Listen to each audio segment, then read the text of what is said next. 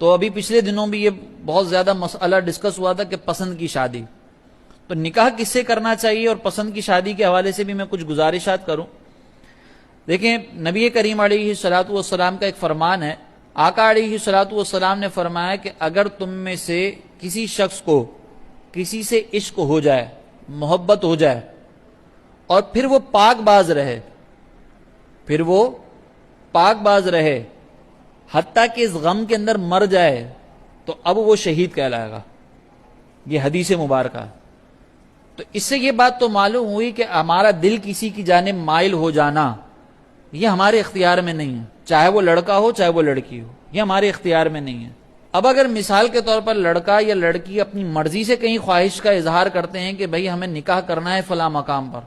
ہم چاہتے ہیں کہ ہمارا نکاح جو ہے وہ فلاں مقام پر کر دیا جائے، تو اس میں والدین کو پہلے یہ سمجھنا چاہیے کہ یہ کوئی بری بات نہیں ہے۔ بری بات اس وقت تک نہیں ہے جب تک کہ وہ غیر شرعی کام کے اندر مبتلا نہیں ہو رہا۔ اگر آپ کا بیٹا آپ کی بیٹی آپ کو یہ کہہ رہے ہیں کہ بھئی ہمیں نکاح کرنا ہے اور فلاں سے کرنا ہے، تو آپ ان کو یہ حوصلہ فراہم کریں کہ دیکھو بیٹا تمہاری بات صحیح ہے اپنی جگہ پر، لیکن پہلے ہم اس کی تحقیق کریں گے، چاہے وہ لڑکا ہو چاہے وہ لڑکی ہو، پہلے جس کو تم پسند کر رہے ہو ہم اس کی تحقیق کریں گے، اور جب تک ہم تحقیق کر رہے ہیں اس وقت تک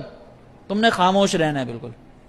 کوئی ایسا کام نہیں، کوئی اس سے ملاقاتیں نہیں، کوئی باتیں نہیں، کچھ نہیں، غیر شرعی ساری چیزوں پر آپ پابندی لگا دیں۔ لیکن یہ نہ کریں کہ اگر لڑکی آپ کے سامنے آ کر کہہ رہی ہے یا لڑکا آپ کے سامنے آ کر کہہ رہا ہے تو فوراً غصے میں آ جائیں۔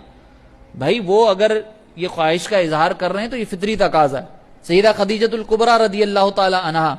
عرب کی ملکہ کہلاتی تھی، ملکۃ العرب، اتنی نیک خاتون، اور سرکار علیہ الصلوۃ والسلام کے اعلان نبوت سے پہلے بھی سیدہ خدیجۃ الکبریٰ رضی اللہ تعالی عنہا کو پاک باز کہا جاتا تھا کہ یہ پارسا خاتون ہے، لیکن اس کے باوجود سرکار علیہ الصلوۃ والسلام سے نکاح کا از خود انہوں نے اظہار فرمایا تھا، یہ خواہش انہوں نے خود ظاہر کی تھی۔ تو اس کا مطلب یہ کہ اس خواہش کے اظہار میں بھی پرابلم نہیں ہے جب تک کہ گناہ کے اندر مبتلا نہ ہو۔ یہ قید ضروری ہے کہ گناہ کے اندر مبتلا نہ ہو۔ آپ نے پہلی نظر پہ کسی کو دیکھا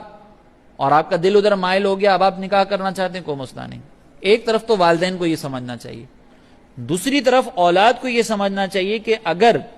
والدین کسی وجہ سے نکاح کرنے سے، پسند کی شادی کرنے سے، یا جہاں پر آپ تقاضا کر رہے ہیں وہاں پر نکاح کرنے سے منع کر رہے ہیں، تو اس کی وجہ کیا ہے؟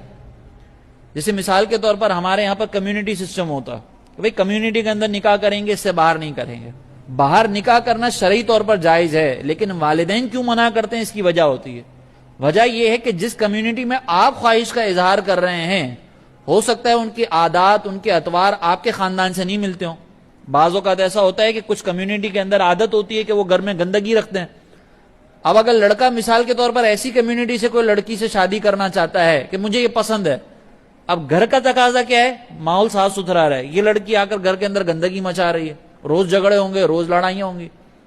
تربیت اچھی نہیں کرنا جانتے، ان کے خاندان کی عادتیں اچھی نہیں ہیں، تو یہ یاد رکھیے گا کہ بچہ جو ہے وہ عموماً اپنی عادت اور اطوار میں اپنے ننیال پر جاتا ہے۔ تو اب اگر مثال کے طور پر